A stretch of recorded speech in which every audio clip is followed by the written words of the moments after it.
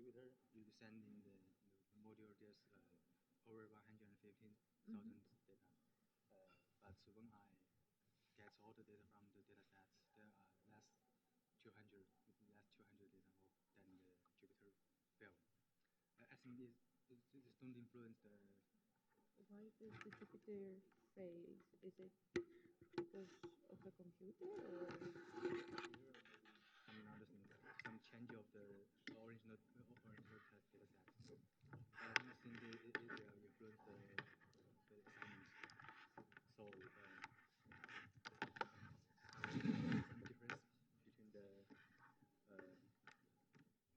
difference between the consequence you want and the consequence you get. So should we change another data sets or find why the data miss or continue assignment? I'm not so sure. So what is the problem? So you say the problem is the Jupyter or with the data? Data. So the data you can download them or it doesn't seem... I download the data from the website. Yeah. Okay, maybe I can show you in the next Monday. I have office hours in during 12 to 2 today. Do you want to come? 12 to 2? Can you make it? Or you have spaces? Where's the tutor? Sorry? Where's the tutor? In my office is SAWB 321B.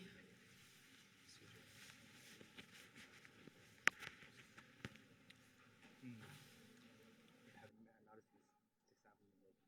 So what about next Monday? Next Monday is I'm not gonna come to the labs next Monday, and I have meetings. But if you come late in the afternoon,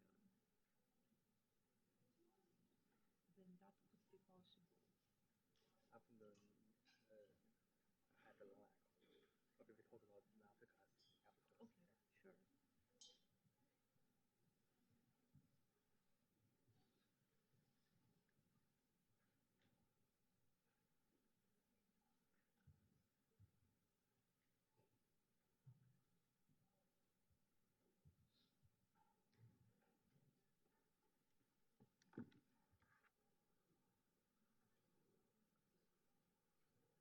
Okay.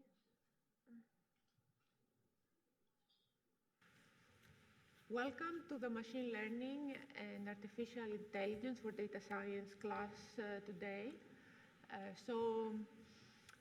Last week I released the use case and we had the introductory lecture. This week I want to go through again a few of the details to answer some of your questions and then get to the second part of the use case. So we talk about interpretability in general. We talk why it is important in machine learning models. And then we talk about permutation feature importance, which is one methodology to allow us to understand which of the input variables to the model contribute most to the inference of the model. And we released the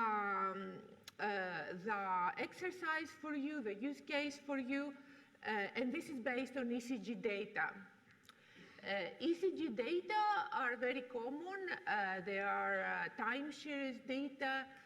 We get them from sensors attached to the skin of the patient, and they show cardiac activity. So effectively, they record the electrical activity of the heart.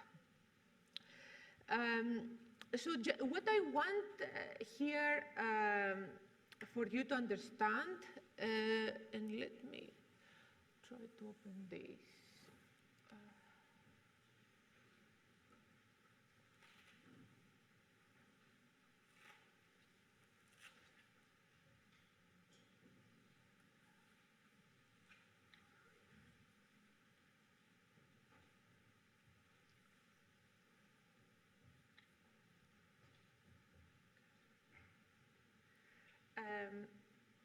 I'm not sure if you can see my cursor.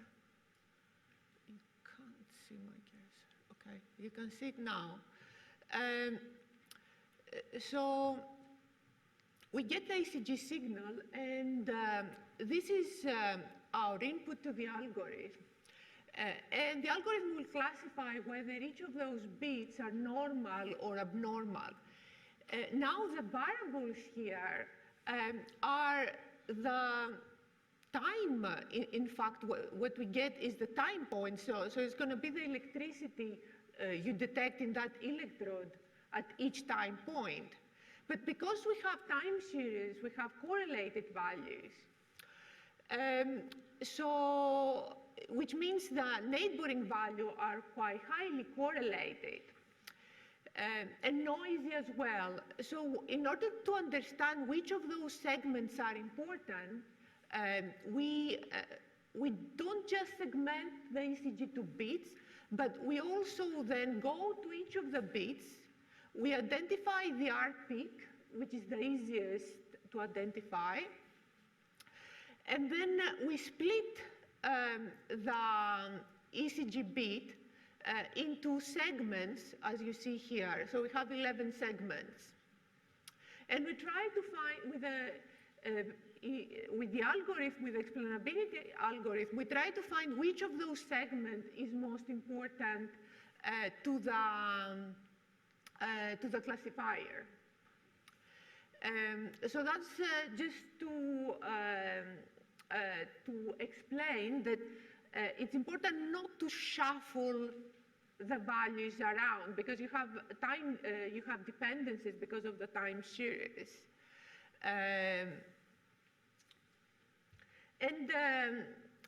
This is also physiologically meaningful. And we try to explain that in the previous lecture when we talk about ECGs and we said, okay, the P wave here, it shows the polarization of the heart. So they show different parts of the cardiac cycle. So if the doctor see that there is a problem, for example, in this early part of the ECG, then they understand that that relates to a specific part, both anatomically as well as functionally, with relation to the heart. Then similar, you have the QRS complex, and if there is a problem within the QRS complex, the doctors will look into a specific part of the heart to find this problem. They will look into the ventricles, and so on and so forth.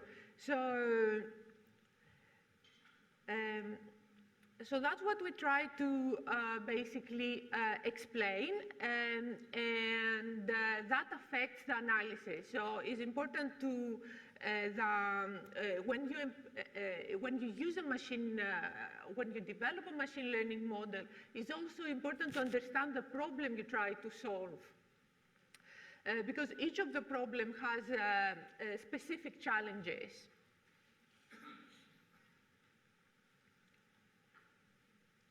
So we talk about pre-processing here, and we talk about the library you're gonna download, the data set, the MIT BIH data set. So it's a well-established data set, which used extensively for ECG classification, and is one of the few data sets that actually have classification per bit, not per instance, which is quite demanding to produce. That means that people delineated the ECG, and experts labeled each of those bits. We try to contain there's a lot of classes of abnormalities, but you only need to work with these specific classes that I show you here. And the reason is because is the ones that that are more prevalent in the data set. So you can't do classification if you just have one, for example, abnormal bit of another class. So that those classes are the most meaningful to use. Also, I should note that not all patients have all the disease, all the abnormalities, and some of those abnormalities are more rare than others. And we will see that later. So as I said, we provide you some data processing scripts because we want you to focus on the classification and into the explainability part. So those pre-processing steps, they already do the pre-processing for you, and they separate the bits into, they separate the ECG instances to different bits, as you see here.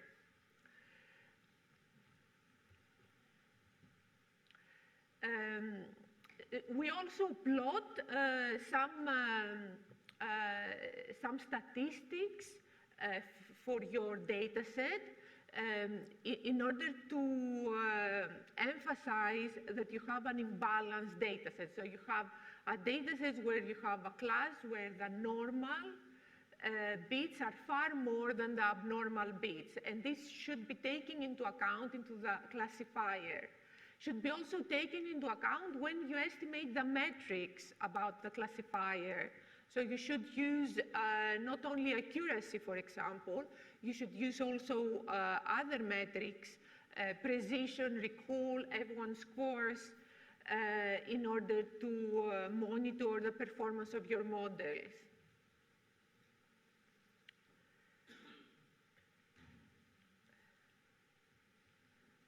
So we talk about this, and we talk about the segments just now.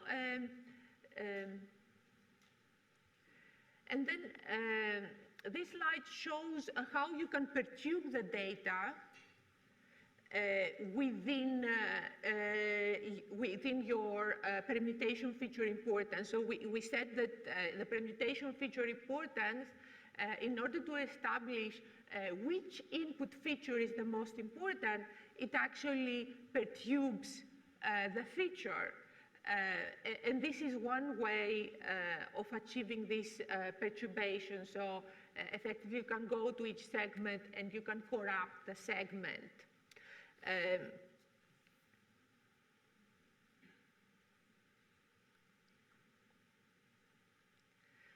And this is the assessment tasks you have to do. So, of course, you need to inspect your data, and you need to understand what is the different types of arrhythmias, plot those data sets, and then use two methods for classification. Use the hold-out splitting method and the leave-out patient method. So it's typically in machine learning to bring our data together, shuffle them, and then split them to, for example, 70% for training, 10% for validation, and 20% for testing, let's say. So you can do that here, but have in mind that if you mix ECG bits along patients together, then you have a certain leakage of information, and it's difficult the model to generalize to new patients. So the error you get, even the testing error you get from the hold-out method, it's optimistic. So you need and that's why we have the leave-out patient hold-out validation. Because that evaluates the model and provides a more objective performance metrics to understand how well your model will generalize to new patients. And that will affect also the explainability analysis you will do on those models.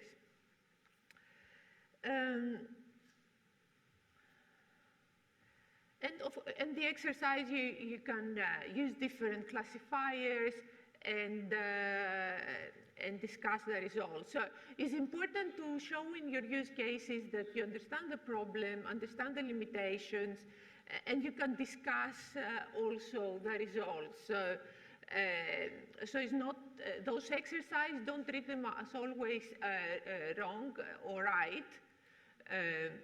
Treat them also as a way to understand, to see how to solve a real world problem, and that perhaps neither of the solution is great sometimes.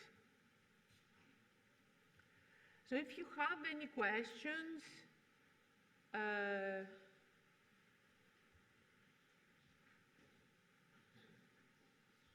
please take a picture or a number of these, because we're going to use this Mentimeter across the whole hour today. So please take a picture of it now, so we can use it later.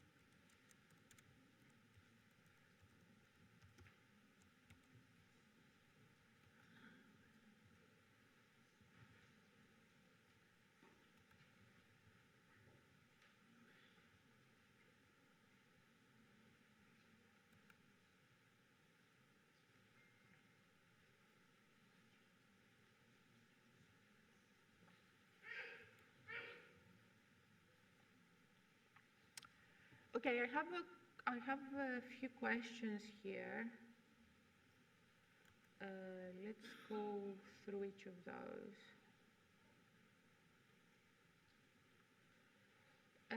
The final exam, so one is about the exam, so I'm gonna leave that for now because we're gonna have a revision lecture, so we can discuss those there. And the other question is, the whole data set is too slow for my device to train models. Can I use part of them to finish them? In theory, yes, but you need to be a bit careful with that because your data set needs to be stratified. So you need to ensure that you have representative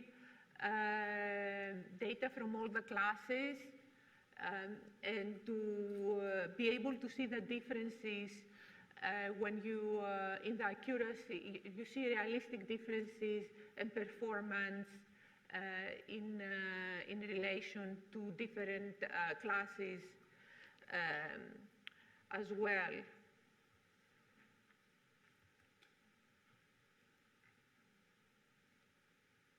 So it's one report per group, so you don't submit different reports.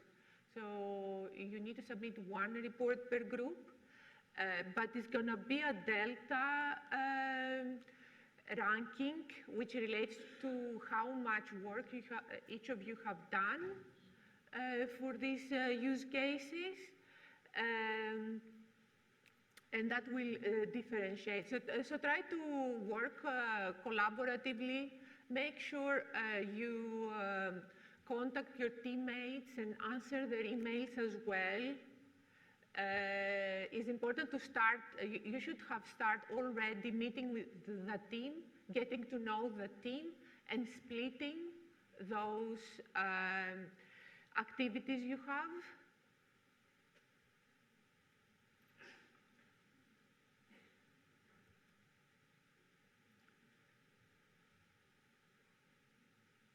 So there is a question of like, do we do both case studies or choose one?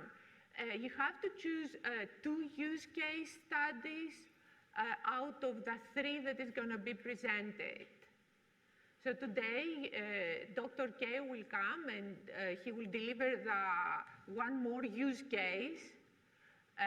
So you need to at least, by those 2, choose one. But overall, you need to submit 2 use cases.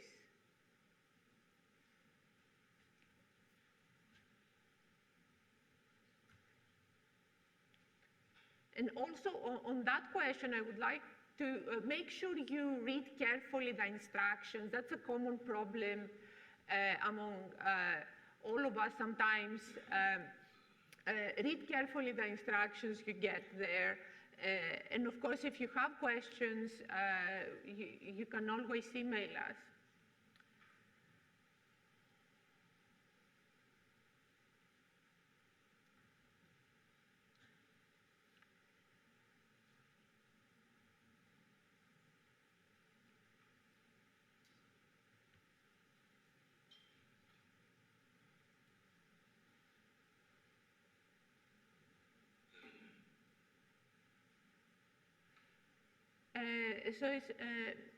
There is a question about what is the grading scheme for case studies. So the case studies, you need to submit a report, and this report is similar to when you write a paper or where you actually have to write the introduction, where you describe the problem and why it is important. You describe the data you're using and the questions you're trying to answer with those data.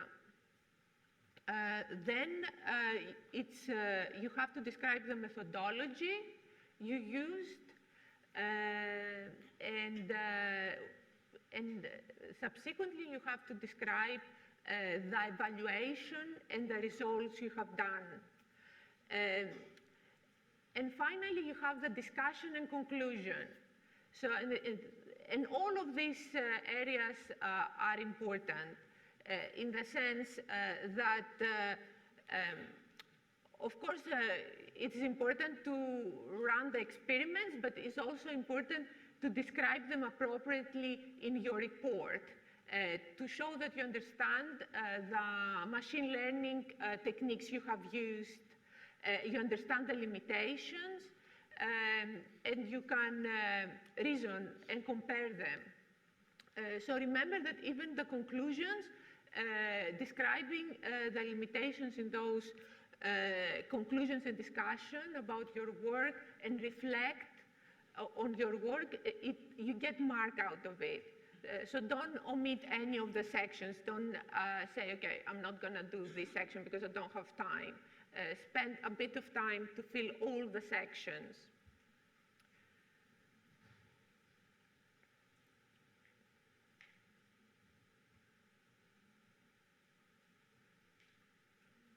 The pages, and I don't remember, there is a limitation of the length you can use.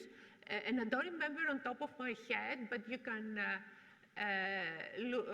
see the guidelines on that. If that's still not clear, let us know. But yeah, there is a page limitation. So it's not about how much you write, but it is also about the quality of what you write.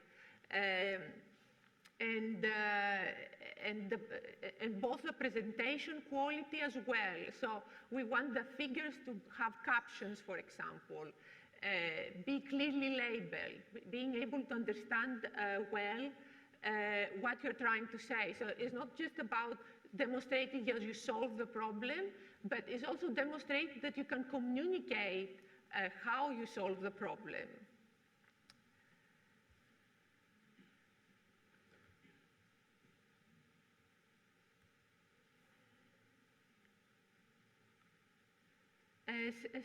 Which citation style you like?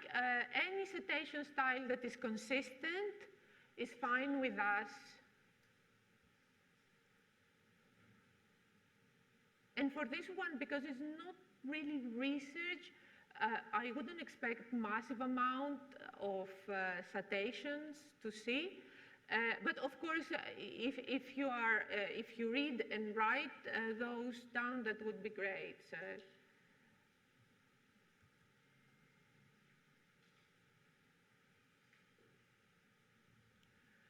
There is a question whether do we run the same code provided in the case study. So the code in the case study provided to help you with the pre-processing, but the code that you are going to develop relates to building the machine learning model and training the machine models and implementing also the algorithm, the permutation feature importance algorithm. So the code you are going to provide is going to be different than the one that you were given.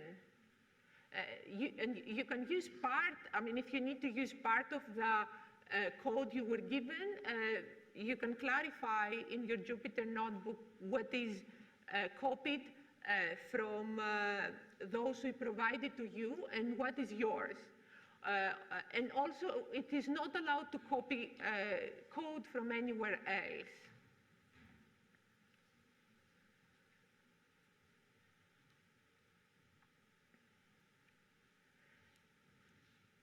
There is a question of like, do we need to do ablation study for models?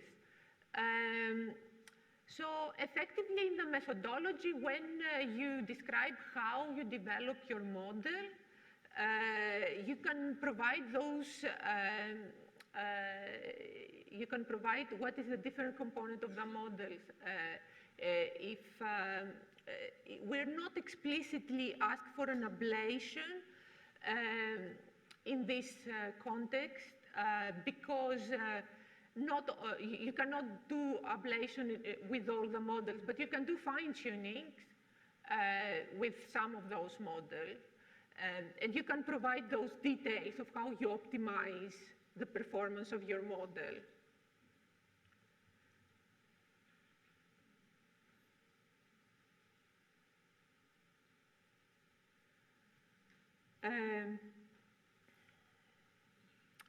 So do you have any recommendations for how best to collaborate with our team?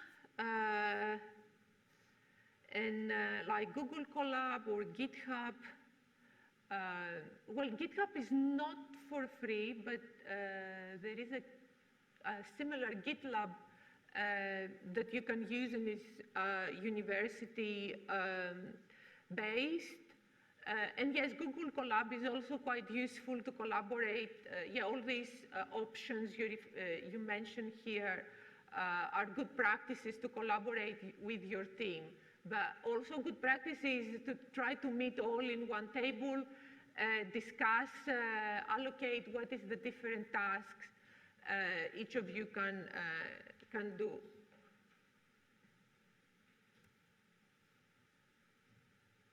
You won't need to do a presentation.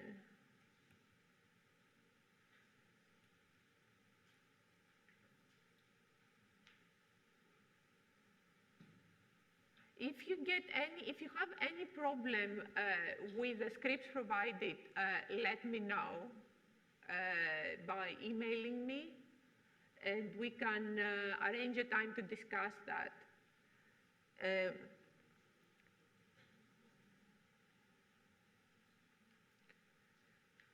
So I will need to go forward with the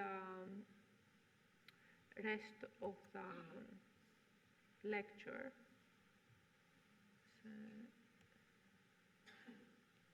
Okay. So this is going to be the second part of the use case scenario lecture, and it's more to give you information, to give you more context about what kind of explainability methods exist that could be useful later on for your work as a data science and as a machine learning expert. So we talked before about permutation feature importance, and we did mention that this is a global method for explanations.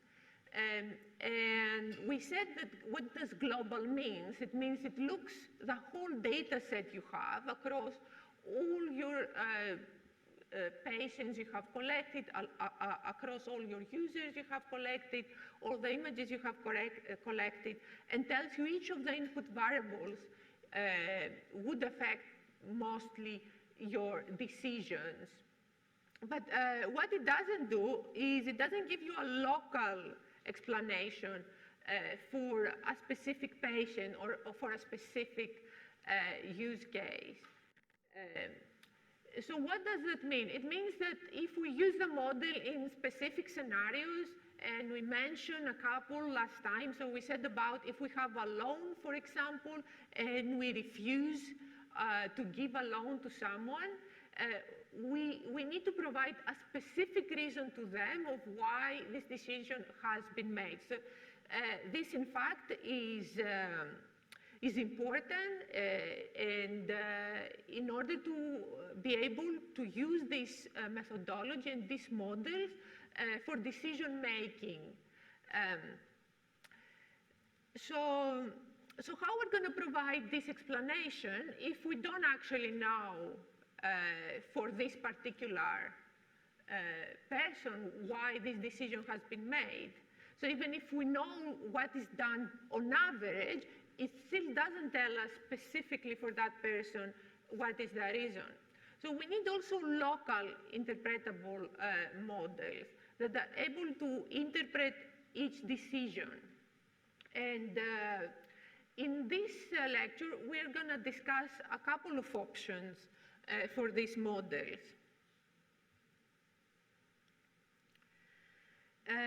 So we're going to discuss LIME, and LIME comes from local interpretable model agnostic explanations, which is a very common technique to provide explainability. And we're going to see why it's locally faithful explanation and how it works. So we're going to see on the next slide that when we have a classifier, in particularly a powerful classifier, what we see here, we see the decision boundaries of this classifier.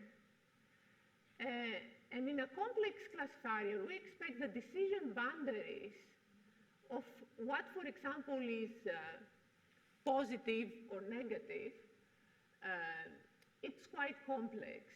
And that's why we need explanations. So we don't have anymore a linear. We said if you had a linear classifier, that would be easy because you have just a line.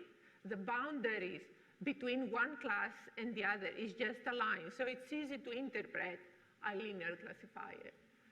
But if we have a far more complex decision boundaries, this can be accurate to solve the problem, but it's more difficult to interpret.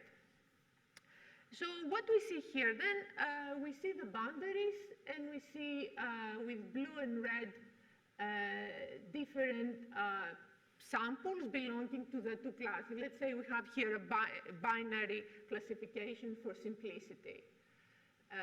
So in order to be able to work locally, to understand for one decision what affects, what is the input variables that affect that specific decision, what we do is we go to the input that produced the original decision. Let's say the original decision was, for example, within the red class, the red cross class. And we add a bit of noise. So we slightly add a bit of noise to the input. We don't want to change the input completely. We want just to perturb it a little bit, to add a bit of noise, so we can take more points next to this decision and understand how the model behaves locally. So if we change slightly our input variables, how our model will behave locally. And then what we observe is that locally we can approximate our models with a far simpler model. Let's say with a linear model. So we can say, okay, locally if we increase this variable, then the model will behave in this way. And if we decrease another variable, the model will perhaps favor the second class. Then, because now we have this linear dependency, that means that we can explain our model locally. And we can see here what we mean by zooming into just this neighbor we have created here. So we have created a small local neighbor of decisions that allow us to understand why for this particular decision we had positive answer, and why for another close to it we had a negative answer. And that can, we can use then as a way to guide us. So how we do that formally? So it's an optimization process. So it's an optimization process where we want to get an explanation. And we have here our loss function. So we need to solve the optimization, we need to find a function which is less complex than original function. So our original function is f. So we try to find a less complex function g to approximate our model locally. And the proximity, the p here, represents a proximity measure. So we do want the two models, at least locally, to give us similar results. But the omega at the end penalizes here the complexity. So we want to approximate our original model f with a function g. We want to be faithfully locally, which means the two models give the same results locally. But obviously, we don't want to create another model which is far more complex than the original. So we want to have the simplest possible explanation. So that's the problem which the line explanation, the line model solves. So that allows accurate explanation, and it also retains flexibility for the model. And this flexibility here, we still, with the line methodology, is a black box, is a methodology you can use for black box method. So we don't need to worry about what type of classifier we have. So it can apply with different classifiers. So it gives us this flexibility. We want also explanations that should be accessible even to non-experts. So the idea of explaining those models is so we can communicate the results of the decision model even to non-experts, because non-experts are those that they're gonna use those models. They're not gonna be experts in machine learning and in data science. And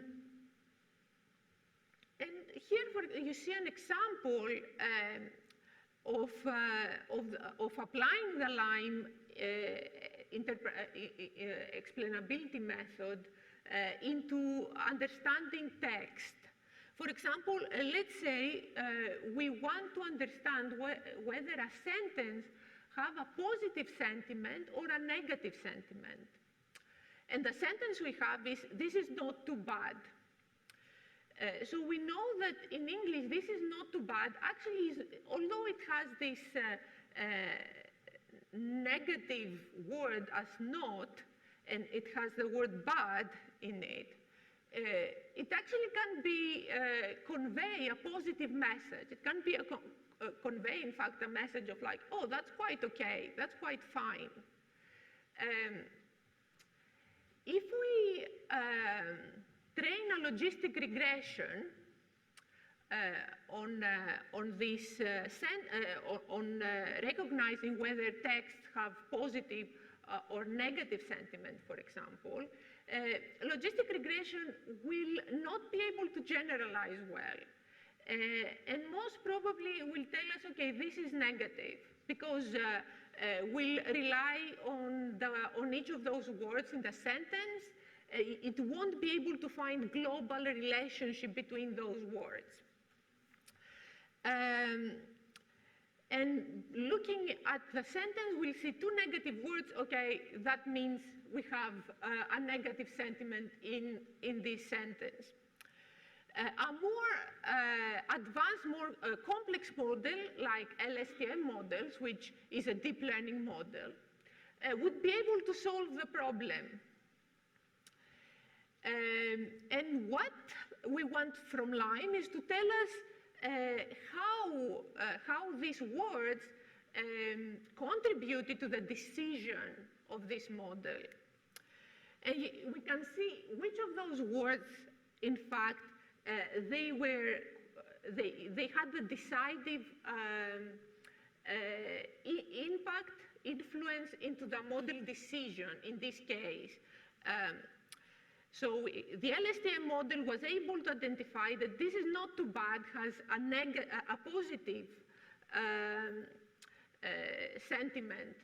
And it was able to explain also which parts, which words in this sentence, in fact, they have this positive explanation. They correlate with that decision.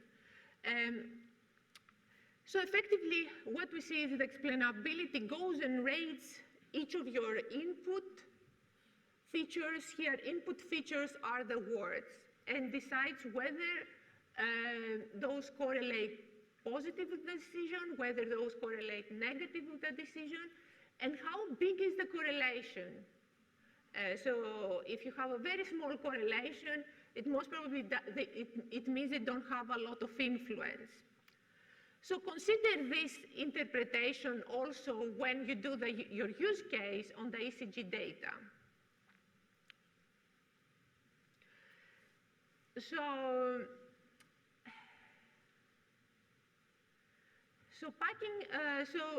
another, we said that Lime is model agnostic, and we want this to put it also in the context of Lime can also used with different kind of data. So it can be used with tabular data, it can be used with text data, with image data, and also with time series data, like the ones you have. So how it does that? For example, if you have text, in order to perturb those input features, we'll most probably randomly remove some of the words. So that will cause it to make some small local perturbation. And remember, with Lime, we don't want to have huge perturbations here. We just want to have small perturbation around the local decision. Similarly, with images, if you have images and you want to implement a method like Lime, you can introduce perturbation by graying some parts of your images. And if that affects the decision, then you know that this part of the image was very important for the specific decision. And so on and so forth. But remember that Lime, like other interpretability methods that we talked so far, they don't take into account the correlation you have in your time series. So this is not modeled explicitly.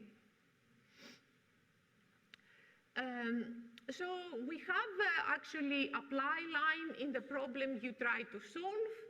And it did, and we developed different models as well. So we had CNN explanations here, and you can see the cursor. So you can see here the line weights. The line weights show us what Lime thinks is the most important bit of the ECG segment. For this particular decision. And we order those segments also on on average scores here higher. And it was not a huge surprise that we saw that the R peak there, it was influenced the decisions.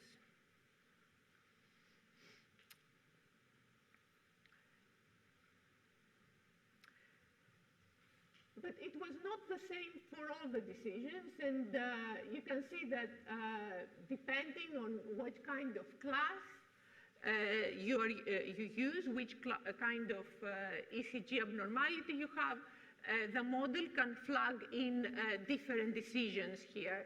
Remember that again, we look into the local interpretations of your signal. There is also a way, if you have local interpretations, we can see also work that they actually average across all different local interpretations to produce a better feeling about global interpretation.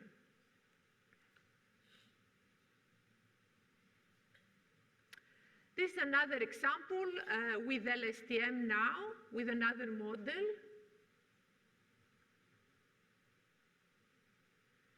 And this is an example of multi-layer perceptron classifier. So this is different architectures, deep learning architectures, and quite foundational in deep learning.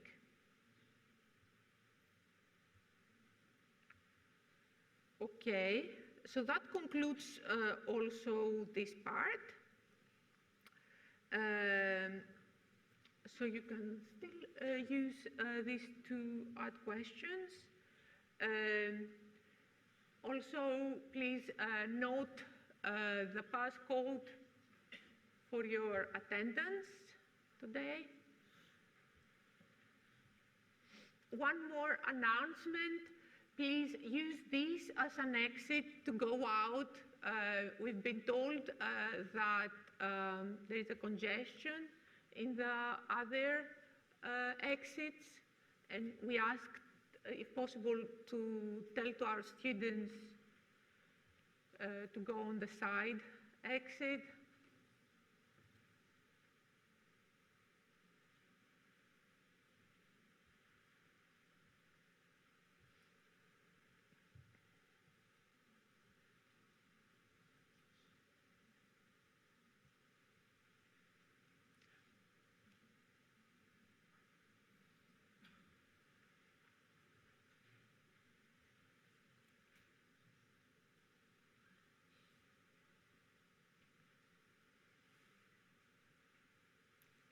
Let's go back to the question time.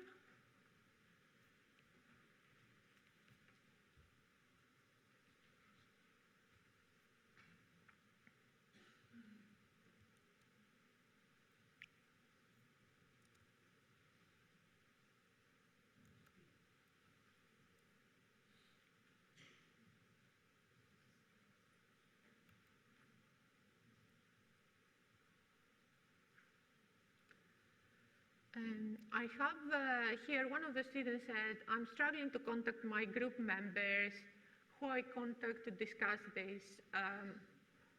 So today we're going to have also the second use case. So please try to contact the other members in the group, and please be responsive, as this is quite important and can cause stress to your teammates if you don't answer your emails, even if the answer is just, I'm too busy now. Please send a response. If people keep being unresponsive, by Monday, please send an email to me and Ali so we can have this information for you. But you still need to work on your use case, so please make a start regardless of you manage to get in contact with the others. In the end of the day, it's about your own learning experience, out of it what you can learn. And you can point out if others if others haven't done their bit, we can take that into the marking.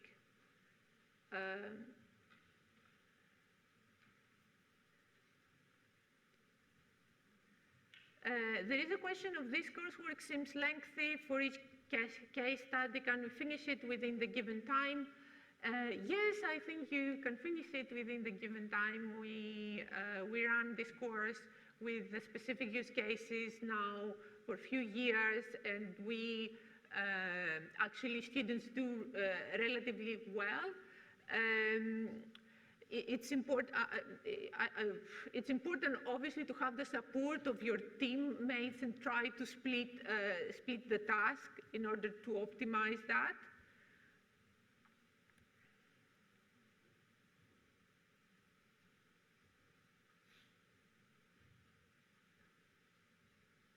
Actually, you need to choose 2 use case studies in order to get full marks. But as I said, it's not a job that you do it alone. You can do it with your teammates, and you can learn from the work of other people as well. So try to coordinate, and that's why we have those, we put those teams together. I have the feeling that do I read the same questions?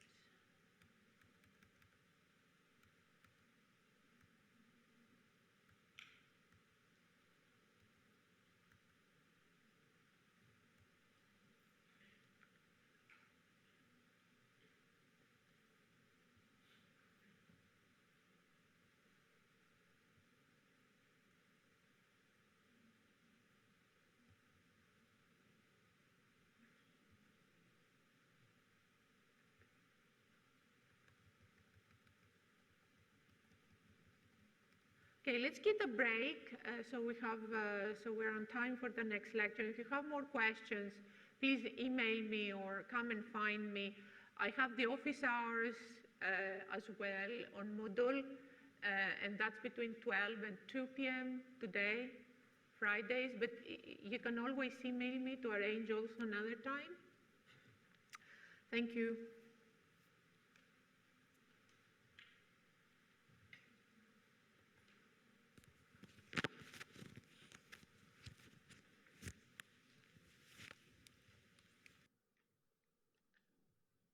How are you?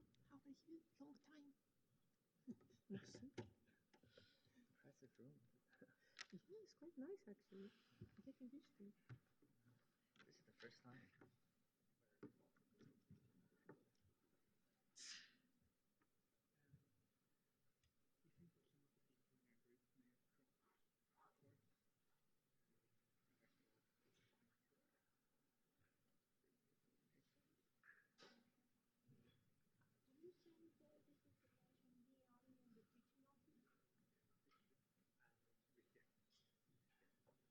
Yeah, as you can see, we are in the group AI, and only 3% has been lab, right?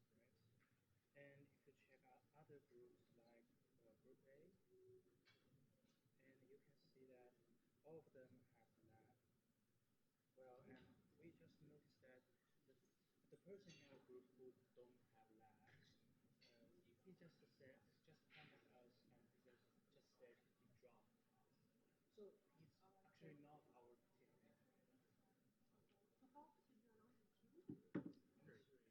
Only 3. Yeah. Can we, I think the best would be to send your names to Ali and me. Ali is the person, Ali is the coordinator for the digitalization. We might be able to reassign people, or if there are people left,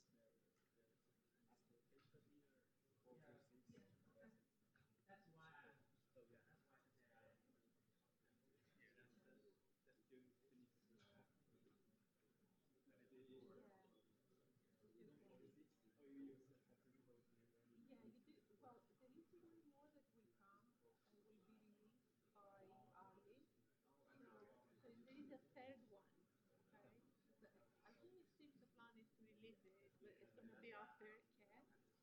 It's not on Moodle because it's new. Well, if you feel like you don't have time, because you just have to choose two, you can still choose those two. I mean, you have to make a start anyway, so by the time you finish one, no problem. Yeah, I see. Yes, yeah, sure. But does it work? Mhm. Sorry, Professor. HDMI.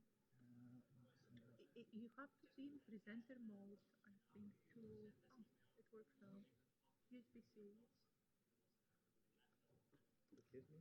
Yes. So I show you some pictures about my project. So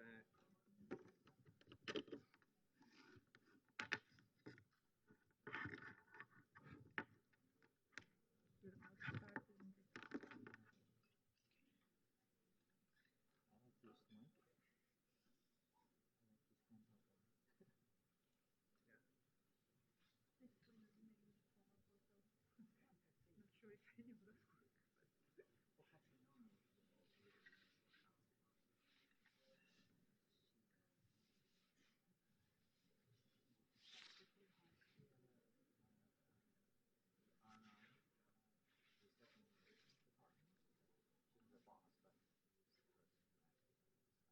Okay.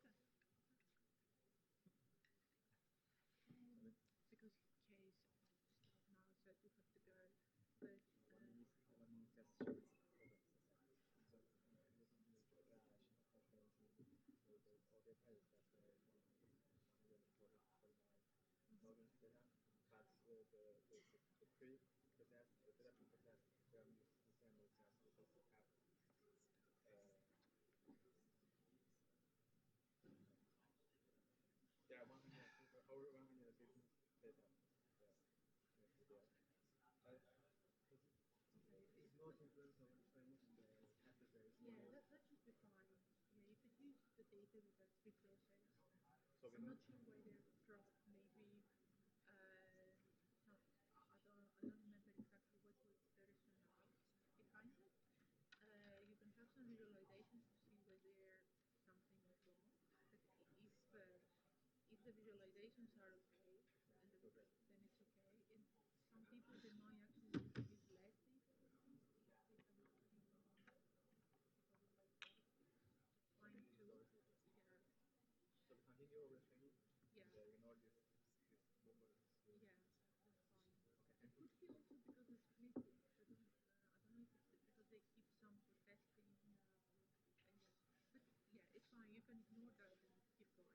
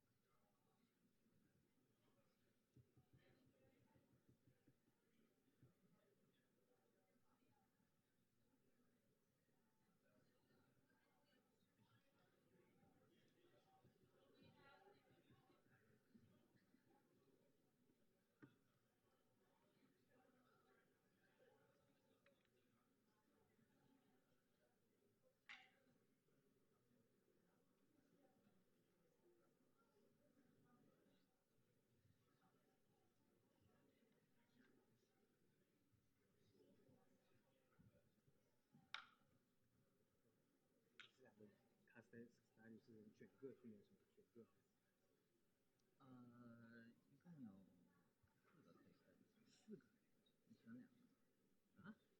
现在只发2个，但是就是后面会一直 release。那第二就是前两个就是 case study 1和 case study 2选一个，3和4选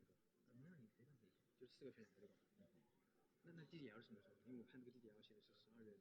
是最后，这是最后。就是4个 case study 的 DDL 全是12月14号。那我们是交1个 report 还是交2个 report？因为4条。交2个。全部是4月12号之前写，11号之前写。这个再具体的课程你得问一下那个 Fanny 和 Alan。如果我记得没错的话，应该是。那是一起交，然后交2个 report。谢谢。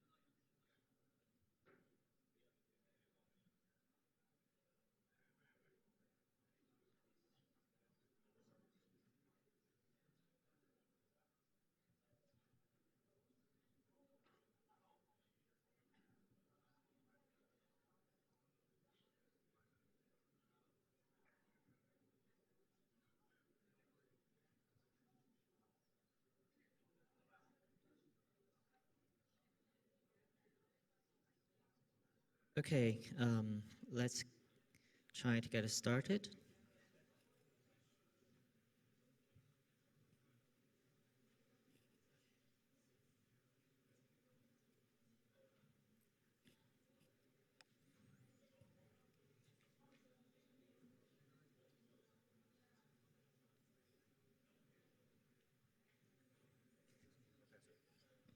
How should the case should be submitted? This is something you should ask Fanny. There will be a submission portal release on Moodle. In Model? On Moodle. On Model. And the time is November? I don't know about the time they will release a deadline, most likely end of the term. But now I can't find some place to submit it. The submission is not open. So now I just complete the case. Is it okay? Yeah, you can complete and they will open a submission portal on Moodle. Okay, thank you. All right, Let's start the second hour of today's session.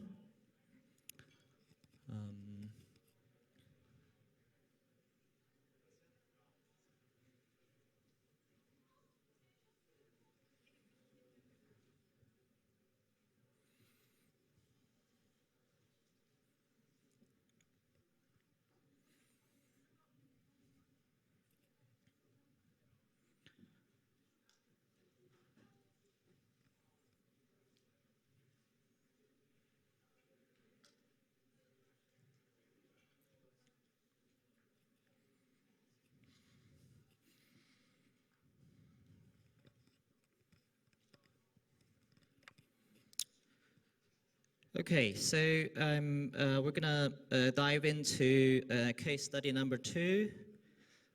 Case study number 2 is a task centered around clustering. So you should have already taken the clustering module in the introduction phase of it. So this is really just operationalize it in a relatively realistic setting. A bit of introduction. My name is Kei Yuan. I'm not with the School of Computer Science. I used to be. I used to teach this course for many years. I'm now with the School of Cancer Sciences and the CRK Scotland Institute a bit north up in the Garscube campus. So we do machine learning and AI for cancer research. So the case study is also closely related to the problems that we face quite often. Okay, so model selection. What is model selection? So this is really, you've already know those topics a little bit during the introduction session. So there, presumably you have a some exposure to it with in a more abstract theoretical fashion. So we are really present the actual difficult choices that you're likely to face when you use it. So in generally, model selection for clustering really comes down to a single question, which is how many clusters do you want to have? And so the trade-off and the price you pay and the benefit gains really surround that question. So in this case study, so the image is going to come from primarily tissue samples from colorectal cancer patients. And so we're basically trying to understand what are the tissue appearance in those tumors. Okay. Okay, so just a little bit of a recap.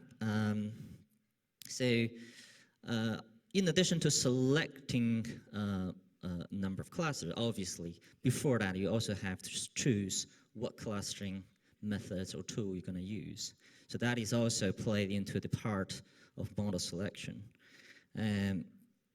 So that is not necessarily very unique to clustering. So even if you do a supervised learning, if you do linear regression, you probably have experienced that problem of selecting the number of basis functions in polynomial regression. If you do classification, you may end up with loads of features. Some of them are not really relevant to your classification problem. So that is similar to the choices that you face in clustering. So to speak, that the key degrees of freedom in your algorithm is not necessarily features, but also the number of groups you can choose. And similar with the algorithm, you have learned in supervised learning, you have hyperparameters that will influence the end results. And obviously, you want to define what is the best measure of the best model for you, and that is obviously context dependent and model dependent. So this is just to give you a very simple example that if you look at model selection in clustering, this is the problem we face. In this very simplistic toyed example, you have 3 clusters. So each of the data point may correspond to an image of an animal. And so if you want to cluster those objects, you actually have quite a few choices. Depends on how you represent your features and what your goal is. So just based on the geometric position that we place these objects on this slide, they can split into three different clusters. And you can sort of already see that makes sense. You have a cluster that is mostly birds and fish and animals that crawl.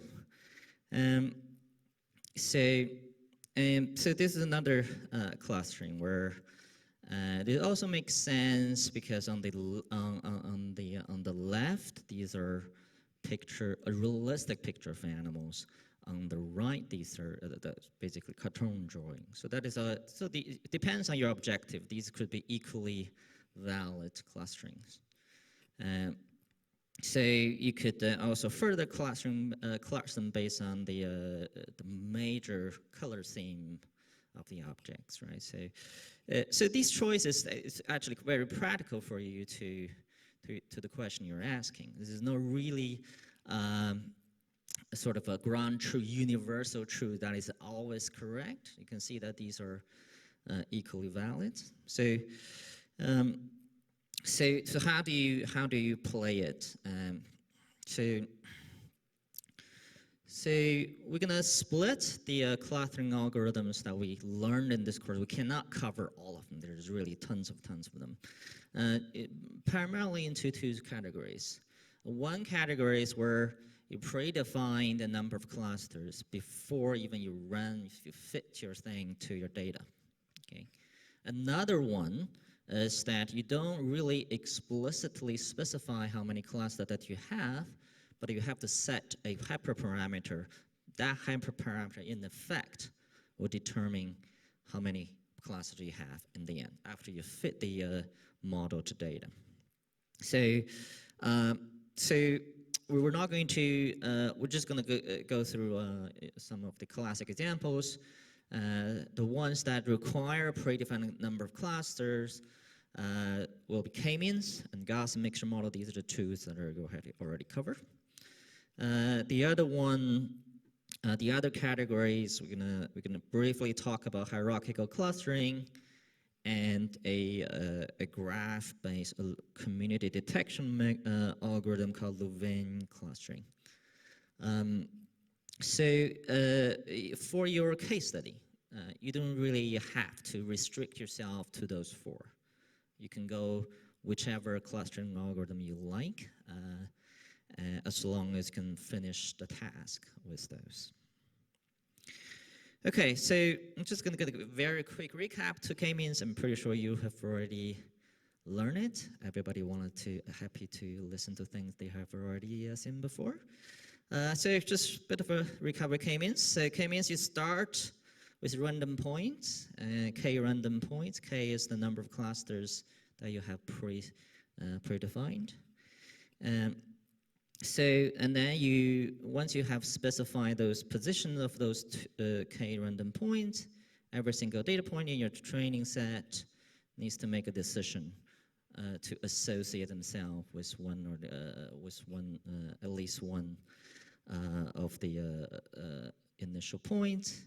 And depends on the association, you group them together, calculate the distance, you average them, you come up with new points, right? You update the position, the mean position of those groups, or the centroids, when you're actually looking at non-equilibrium, Euclidean distance space that you're working with. Usually converge very fast.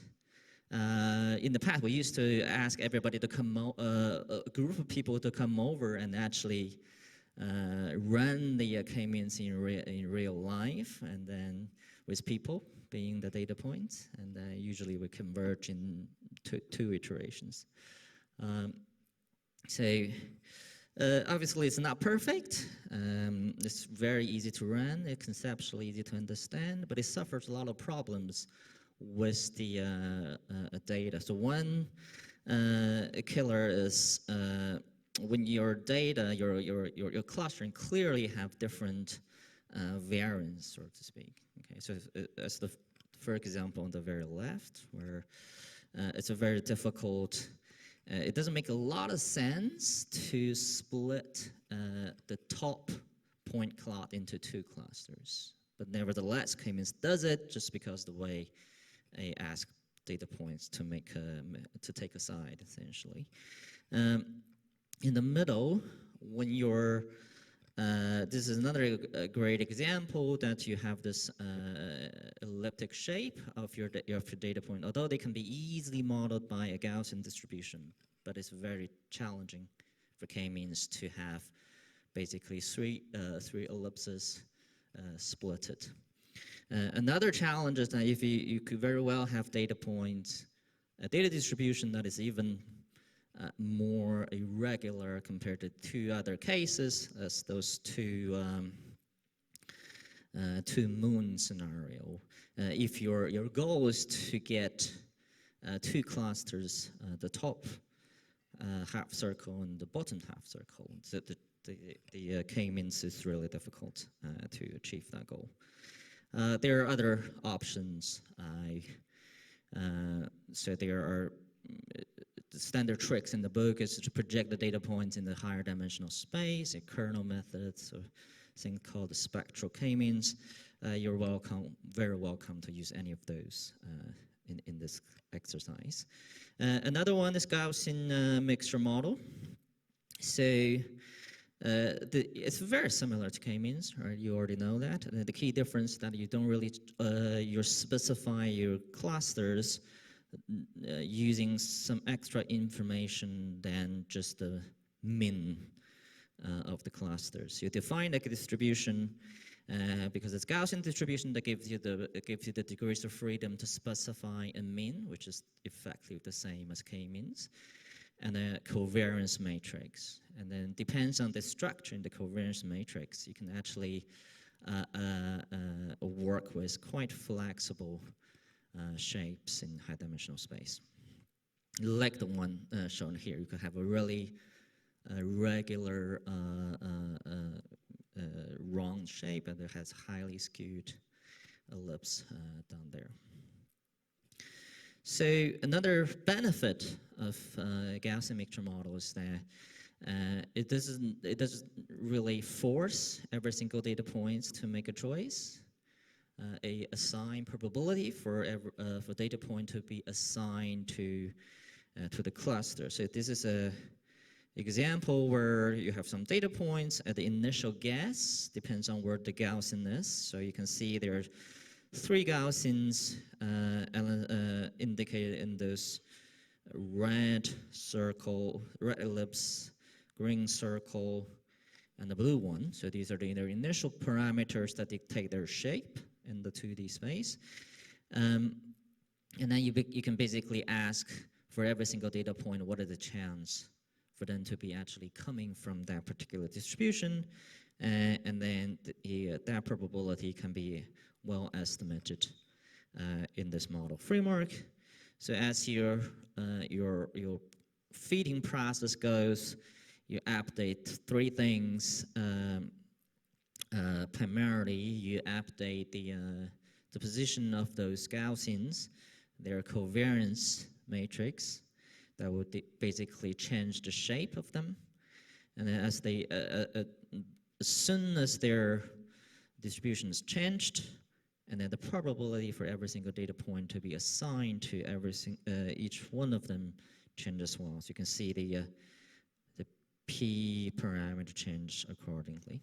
Right? So if you run this, you'll notice that because you're doing soft assignments, so you're not really making really big change to the data points. So it usually takes a longer time compared to k-means to converge. And then also you pay a price of slightly higher computation because you need to determine the mean, you have to determine the covariance. So covariance matrix determination is always a n-square operation. So in this particular example, they basically converge to a really fairly reasonable solution to this particular example. And then overall, the Gaussian mixture model give you an estimate of the data density, the distribution of every single data point that you're interested in. So the assumption quite often comes with the model is that it doesn't matter what data point comes from what cluster. So all of these data point comes from a distribution like this, right? And the clustering is just a magnification of that. This has an implication to a lot of quite modern applications of AI, for example, generative models and imaging analysis, its primary problem is solving pretty much the same thing, that you have your image distributions. You can imagine this is not a 2D data point. Each data point is an image, and the image forms a distribution, and that distribution could be that this area forms the image of an animal. Here could be the animal is actually jumping or hunting. And as you can imagine, in high-dimensional space, that's a very complex distribution, and the goal really is to fit a model that can really characterize that distribution. And then the byproduct of that is you end up with a generative model with things like a GAN or a variational autoencoder type of work. Okay, hierarchical clustering. So this is a very intuitive procedure. So it goes by trying to find essentially almost like a musical chair game, where you start by already know what the pairwise distance between all of your data points, and then you start into trying to group them together based on their closest friends.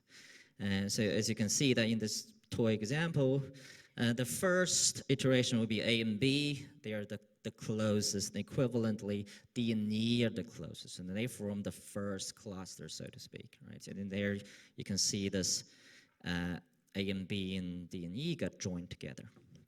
So once you've done that, these two becomes a separate entity. You only have A, B as one data point, C as another one, D, E as another one, and F. Right. So now you can recompute the center with them. There's some tiny details of how you summarize those things, but they're not really the point. But the point is that once you have this pseudo data point, it can now rejoin, which is the closest data point to the group of A and B, similarly D and E. And then you can see the second step, you join C with the A and B, you repeat, you draw F with D and E, and now you only have two group of data, two data points, and then that is the same, you draw them together until you essentially having a union that contains everybody. Okay. So as you can see that during this process, you don't really have to specify how many clusters that you have, right? It only happens once you have joined everyone together in this tree or technical dendrograms, and you make a decision about where do you want to cut that tree. For example, here. So if you cut it here, you will end up with essentially three clusters: A, B, C being one, D, E being one, and F being a singular cluster. Right? That's how a selection of a hyperparameter, how the height where you cut the trees. If you run a hierarchical clustering, it often gives you an option of tree, how high do you want to cut your tree, right? With some implementation, that question directly translates to how many clusters do you want. It's not very difficult to figure out different height will lead to what number of clusters in a particular dendrogram. So that's hierarchical clustering. Despite this some simple nature, it's very heavily used and has application everywhere. It's quite often the first line of attack when people have this clustering problem. It's very popular in evolutionary biology or in the study of species. This is an example of the early SARS-2 sequences and how they relate to each other based on their genetic distance.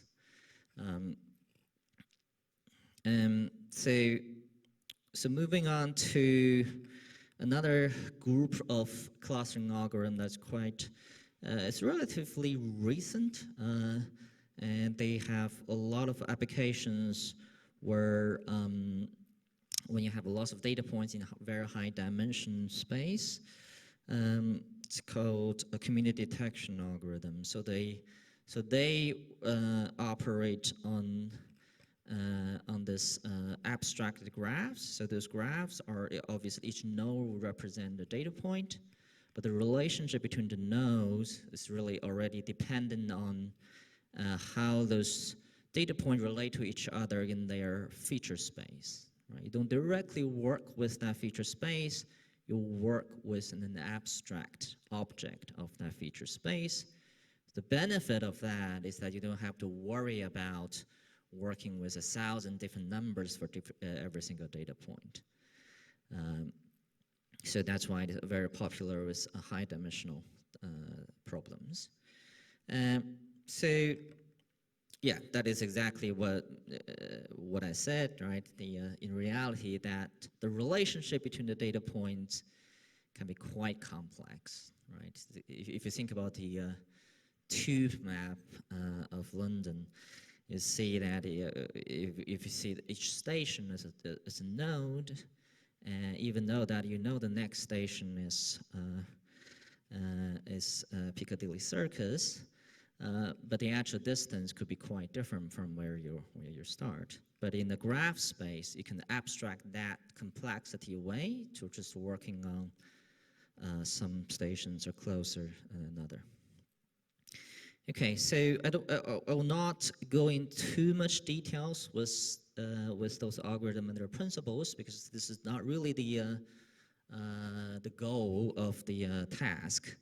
The task is really for you to use them, even if you don't fully understand how they work, as long as you can examine them rigorously. But in principle, this type of graph-based community detection algorithm relies on a set of some semi-heuristic properties that you can measure from a network. A key property is something called modularity. So here are three examples. Example of three different networks and their corresponding modularities. Okay, so the idea is that if you start to give your node different colors, and then in the same way forming those pseudonodes, and the resulting network will change, right? At the beginning, you will have this edges already determined by a pairwise distance between all your data points. That is exactly the same as hierarchical clustering. And then the choice that you're making really is to generate this pseudo data point, i.e. clusters. And then the edge between those clusters start to change, right? And then as they change, you end up with different modularities. And then the principle is just really to optimize modularity to a number that you like. And it's quite often to push it as close to 1 as possible. That is where network with modularity of 1 quite often have some structures in it. So here's on the right, you see the example where if it is every single data point is their own cluster, you have a relatively low modularity.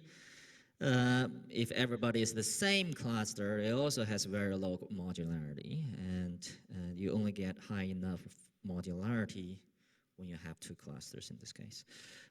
So the one is just one of the algorithms that does it automatically. It has a parameter called resolution. So that is the choice, the handle that you can tune to optimize that modularity property. It's something you basically have to predefine for each algorithm runs. Okay. So these are the tools, the type of tools we will be using. So now the more important bit is how are you going to evaluate them? So the challenge of evaluating clustering or unsupervised learning is quite different compared to supervised learning. With the top difference is that you don't have labels, right? You don't really know what are the ground truths. As we already seen in the cartoon and the animal picture example, the objective, the outcome, the measure of success could be very subjective.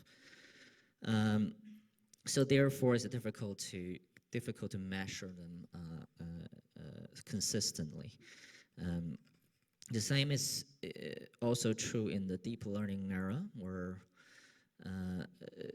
doing a clustering is always not so clear-cut compared to just predicting labels from your data points. Okay, so we're just gonna cover some of the clustering metrics. Assuming in a situation where you're testing the case where you do have the ground truth, which is not so much different from supervised learning, where you fit your clustering model configuration, right? You with a subset of your data. You could even imagine that in the cross-validation setting. Now you have determined your clusters, and then you have some unknown data come in. You associate them with your defined clusters. And then in this exercise, you happen to know the underlying truths of those, and then that will enable you to really assess the quality of your clustering algorithm. That is essentially to some degree, the nature of our exercise in this case study. I'll highlight that. How is that having a big effect, and how that influences your choice? Because in reality, you can have some labels for your data point, right? But even if but if you don't really know whether that's the universal ground truth, so that can only provide you a partial information about how well you're doing. So you have to look for something else. So if you have labels, a V measure is is quite a good performance metric. So it has different names. Somebody call it, in some literature, they call it normalized mutual information. The idea is really to strike a balance between homogeneity of data points being assigned within the cluster and the completeness as everyone being grouped in their appropriate clusters. In a way, you wanted to have all the data points within one cluster to be as similar as possible, but you wanted data points by being assigned between two different clusters to be as different as possible. Okay, that's the balance you're trying to achieve. Another one is called silhouette score. Silhouette score is particularly attractive because it doesn't require you to give any ground truth label for your data points, but it requires you to give it a distance metric. For example, you have to specify that I want to calculate the score, but the score will be computed based on the fact, assuming those data points will be measured on Euclidean distance basis, right? The same score can be measured with a different distance metric. So I'm not going to the details of this. It basically tries to achieve similar balance between homogeneity within and then difference between clusters. And usually you wanted to optimize it to the score to be as high as possible, but with the dynamic range of the score from -1 to 1. So that's, you basically want to push it to 1. Okay, so that's the two primary metric. There are other metrics, things like you will encounter things called RAND index or adjust RAND index. You are very welcome to use all of them. Okay, so now let's move on to the case study itself. So the case study comes from an area called digital pathology, or histopathology of tissue. Pathology or histology is really the name of study of tissues. The problem is a very useful modality. Almost every single cancer diagnosis that involve a solid tumor will require a histologic examination of a sample taken away from patient's tumor.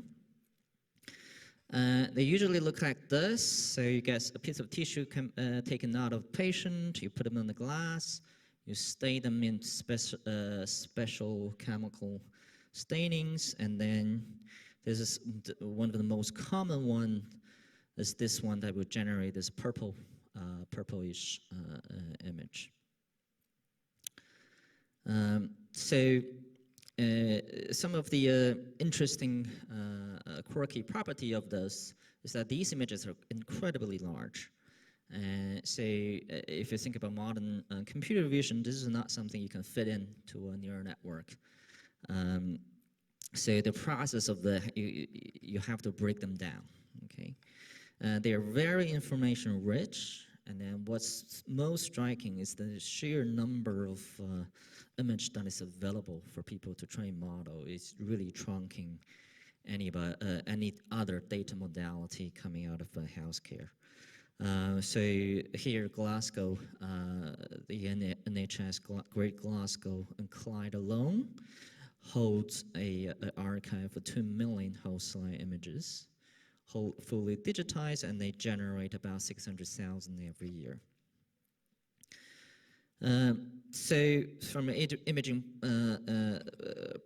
process point of view is that we're going to have to break them down into smaller patches, and then we're going to find some way to describe what's going on in those images, right? And traditionally, the workflow in pathology department up and down the country is a pathologist would sit down on a microscope and looking at that image, screening through that image and trying to determine how cancerous is that sample.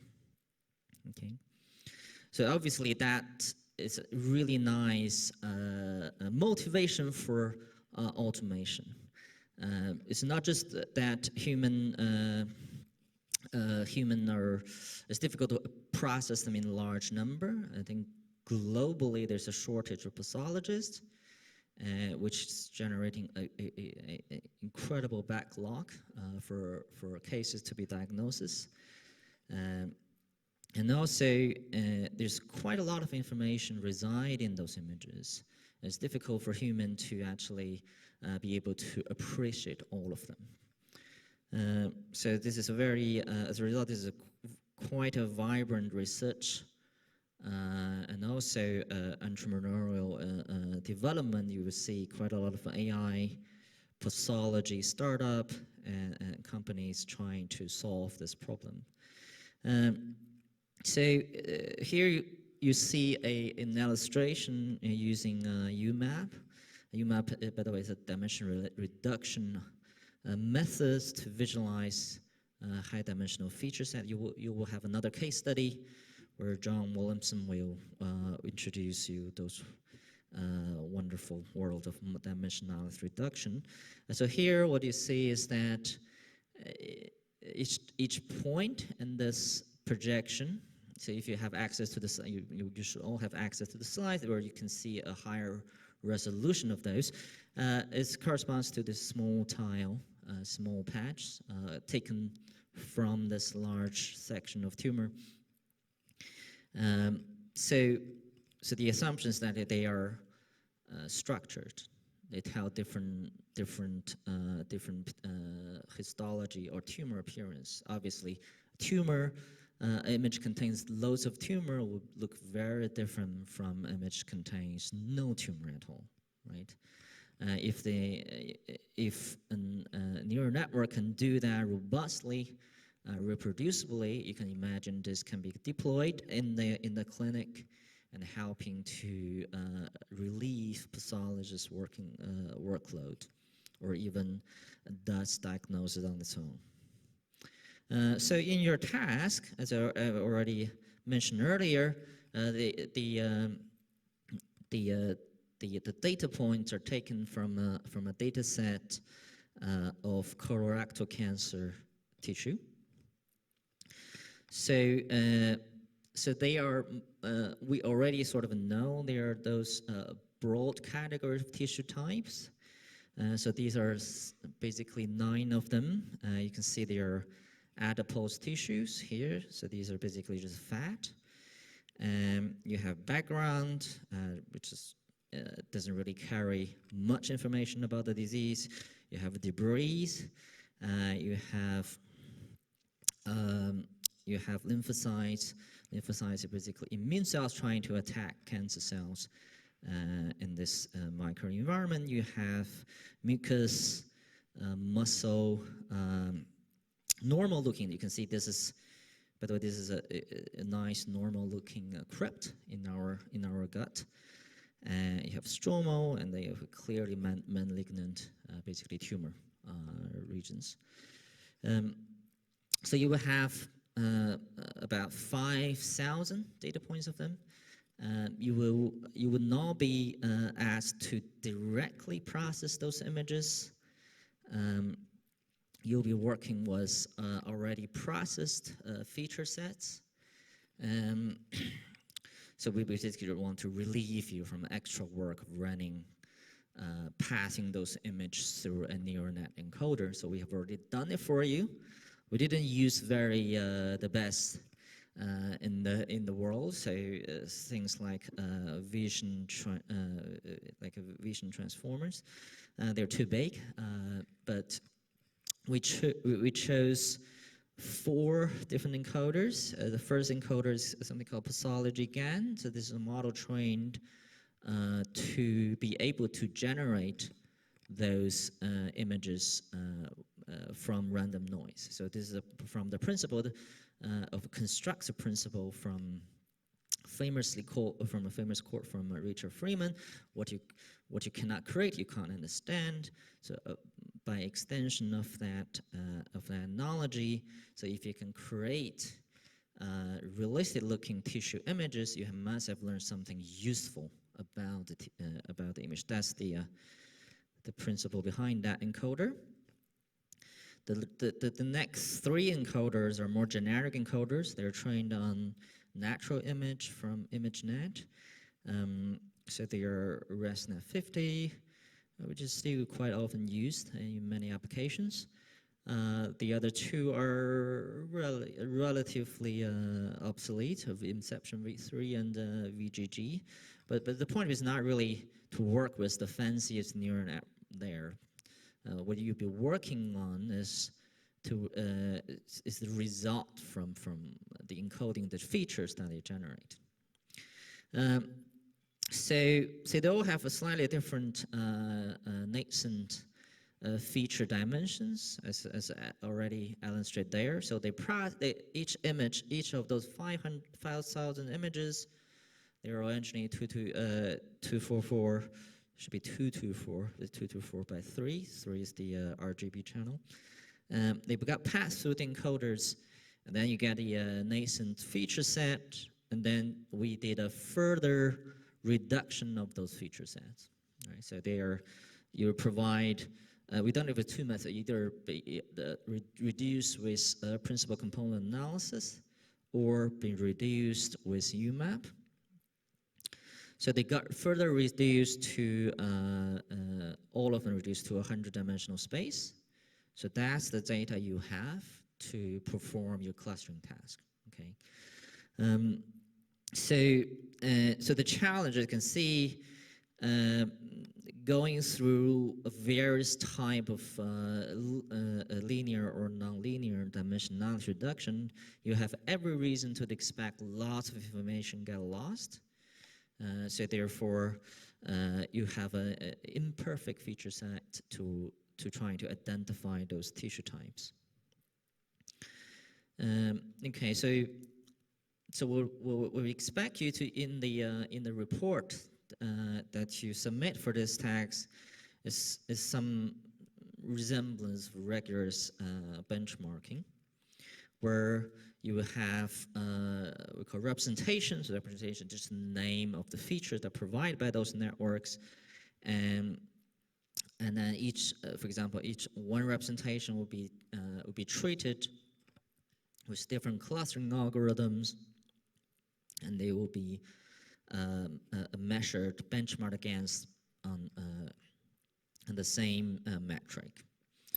You can use some of the illustration like this to understand what's going on in the particular clustering configuration. For example, you can see, so this is a percentage plot where you can see that the height represents 100, and then you can see what's the percentage of different tissue type been assigned to each one of those clusters. So this is something you can use to figure out in some way the homogeneity or the difference between clusters, independent of metrics that you can describe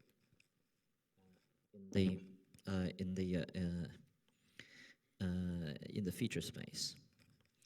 Okay, so report is a very standard structure. You introduce the background of the problem because this is a master level course. We're highly encourage you to expand your reading a little bit based on the task, and then also the nature of the task, which is exploratory data analysis task, and how people are doing it. Some coverage about your understanding about the algorithm that you've been using, and the experimental framework. How do you benchmark different algorithms? Remember that is a two key question in the model selection question. Is how do you make a choice of different clustering algorithms, and for each clustering algorithm, how did you choose the number of clusters that you have? Okay, so that's the key question to answer. For example, you can see that here you have this example of 22 clusters, right?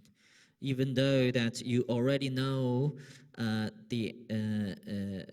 which tissue type those images that are already assigned to, and then it does not necessarily to be the ground truth, because you know you have information loss into a feature set, so they don't necessarily recapitulate those 9 different classes.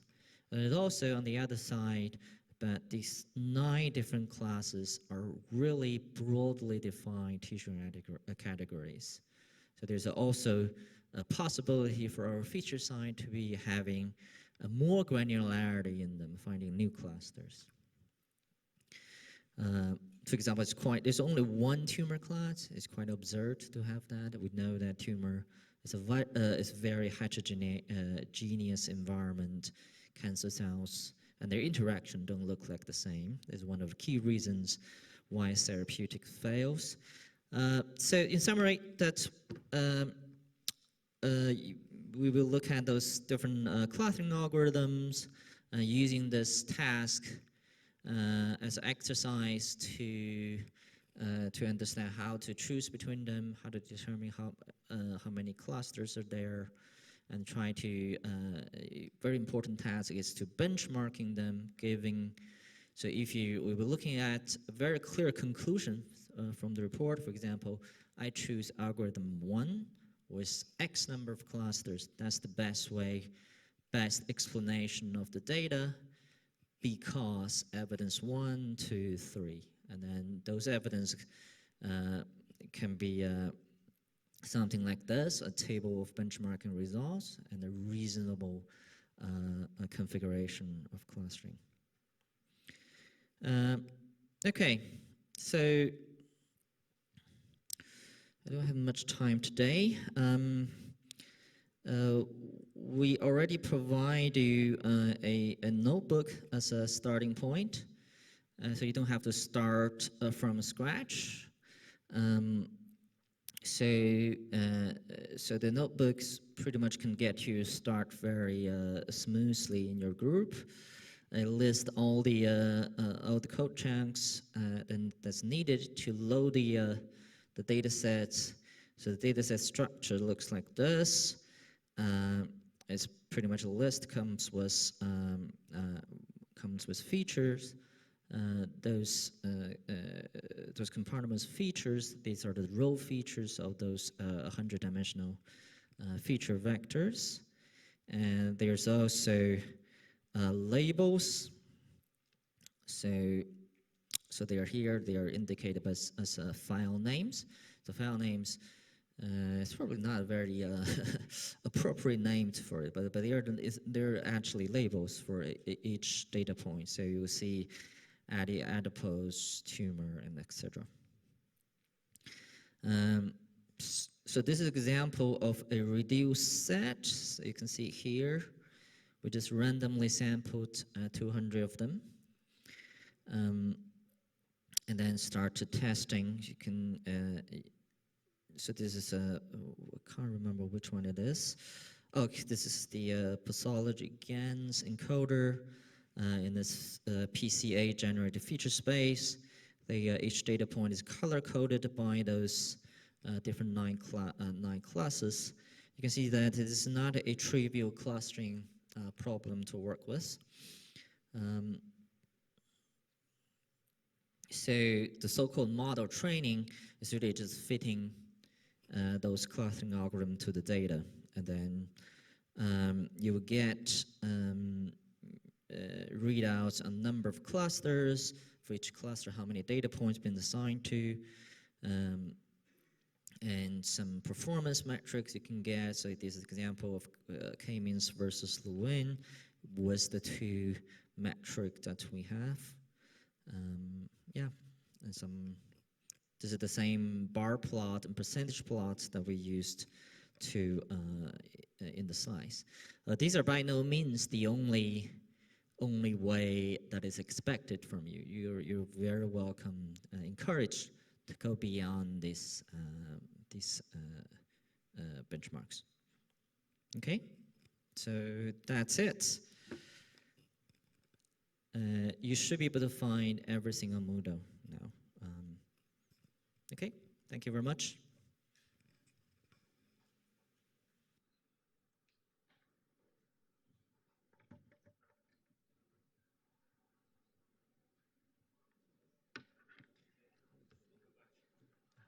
See you again.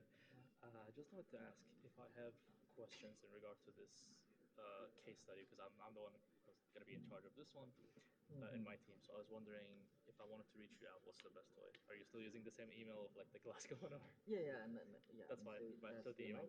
Ah, okay.